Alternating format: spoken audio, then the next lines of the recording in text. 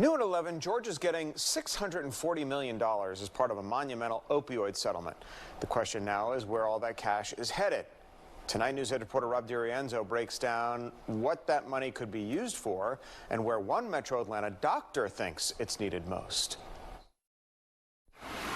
Yeah, well, this $640 million coming into Georgia is just a little piece of this $50 billion nationwide settlement with drug makers. With the opioid epidemic unrelenting, I spoke with a doctor in Noonan who says this money could make a giant impact on people battling addiction in Georgia if it's spent wisely.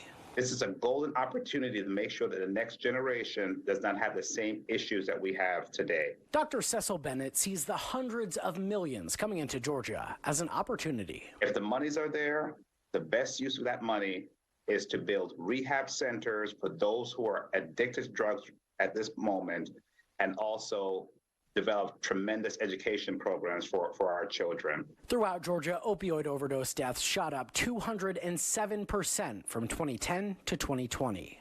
Amid a national epidemic, drug makers have agreed to pay up. I just don't want to see other families go through what my family has gone through. Right now, the state is trying to figure out how to spend all that money, and there's no guarantee of what that would look like. It's an investment by the state in its citizens saying that we know you have an issue, we want to make you a productive Georgian, and this is what we're willing to invest today for what we expect to get tomorrow. A state committee has committed to using the money for treatment and prevention.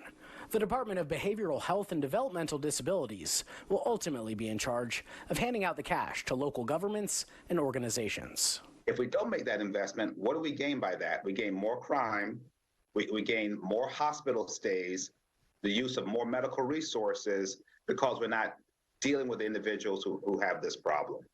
So in terms of a timeline of when exactly this money will start going out, the commissioner in charge of it says they plan to roll out a grant portal in the next 3 months. In a public radio interview, he committed to transparency throughout the process. In Atlanta, Rob DiRienzo, Fox 5 News.